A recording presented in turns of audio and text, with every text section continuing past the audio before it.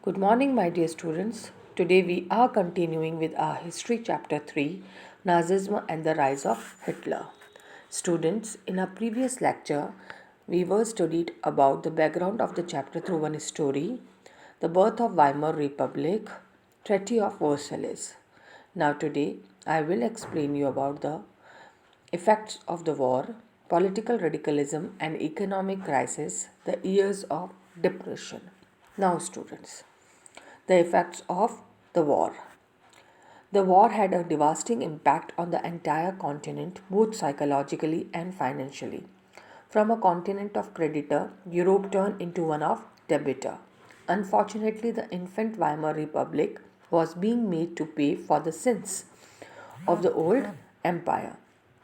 The Republic carried the burden of war guilt and national humiliation and was financially crippled by being forced to pay compensation. Those who supported the Weimar Republic, mainly socialists, Catholics, and Democrats, become easy targets of attack in the conservative nationalist circles. They were mockingly called the November criminals. The mindset had a major impact on the political development of the early 1930s, as we will soon see. Now, students, the First World War left a deep imprint on European society and polity. Soldiers came to be placed above civilians. Politicians and publicists laid great stress on the need for men to be aggressive, strong, and masculine. The media glorified trench life.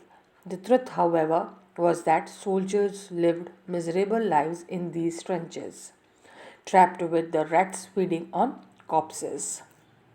They faced poisonous gas and the enemy shelling and witnessed their rank reduced rapidly. Now, students, aggressive war propaganda and national honor occupied center stage in the public sphere, while popular support grew for conservative dictatorship that had recently came into being. Now, political radicalism and economic crisis. The birth of Weimar Republic coincided with the revolutionary uprising of the Spartacist League on the pattern of Bolshevik revolution in Russia. Soviets of workers and sailors were established in many cities. The political atmosphere in Berlin was charged with demands for Soviet style governance. Those opposed to this, such as socialist democrats and Catholics, met in a Weimar to give shape to the Democratic Republic. The Weimar Republic crushed the uprising with the help of war veterans organizations called Free Corps. The anguished Spartacists later founded the Communist Party of the Germany. Communists and socialists henceforth become irreconcilable enemies and could not make common cause against Hitler. Now, political radicalism was only heightened by the economic crisis of 1923. Germany had fought the war largely on loans and had to pay war compensation in gold. This depleted gold reserves at the time resources were scarce. In 1923, Germany refused to pay and the French occupied its leading industrial ruhr to claim their coal. Germany retaliated with passive resistance and printed paper currency recklessly. With too much printed money in circulation, the value of Germany mark fell. In April, the US dollar was equal to 24,000 marks. In July, 353,000 marks. In August, 4,621,000 marks. And at the 98 lakhs 860,000 marks by December. The figure had run into trillions. Now, as the value of mark collapsed, prices of goods soared. The image of German carrying cartload of currency notes to buy a loaf of bread was widely published, evoking worldwide sympathy. This crisis came to be known as hyperinflation, a situation when prices rise phenomenally high. Eventually, the American intervened and bailed Germany out of crisis by introducing the Dawes Plan, which reworked the terms of repression to ease the financial burden of Germans. Now, students, the year of depression. The year between 1924 and 28 saw some stability, yet this was built on sand. German investments and industrial recovery were totally dependent on short-term loans, largely from USA. Now this support was withdrawn when the Wall Street Exchange crashed in 1929.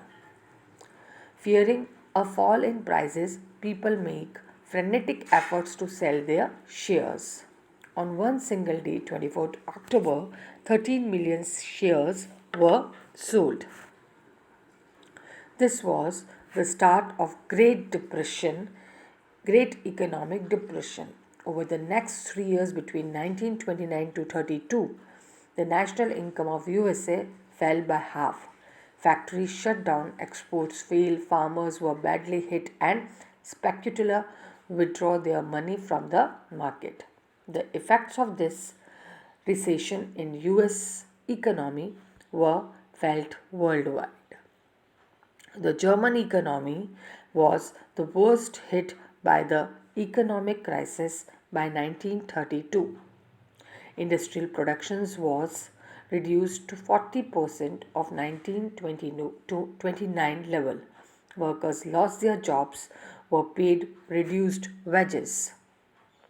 The number of unemployed touched an unpretended 6 million. On the streets of Germany, you could see men with the placards around their necks saying, willing to do any work. Unemployed youths played cards or simply sat at street corner or desperately queued up at the local employment exchange. As job disappeared, the youth took criminal activities and total disappear become commonplace. The economic crisis created deep anxieties and fear in people. The middle class, especially salaried employed and pensioner, saw their savings diminish when the currency lost its value. Small businessmen, the self employed, and retailers suffered as their business got ruined. These sections of society were filled with the fear of proletarianization and anxiety of being reduced to the ranks of the working class or worse still the employed.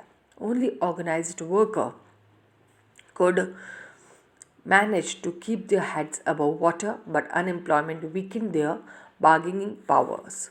Big businessman was in crisis. The large mass of peasantry was affected by a sharp fall in agriculture prices, and women unable to fill their children's stomach were filled with the sense of deep despair. Now, politically too, the Weimar Republic was fragile. The Weimar constructions has some inherent defects which made it unstable and vulnerable to dictatorship. One was proportional representation. This made achieving a majority by any one party a near impossible task, leading to a rule of coalitions. Another defect was Article 48, which gave the president the power to impose emergency, suspended civil rights, and rule by decree. Within its short life, the Weimar Republic saw 20 different cabinets lasting on an average 239 days and a liberal use of Article 48. Yet the crisis could not be managed. People lost confidence in a democratic parliament system which seemed to offer no solution. Thank you, students.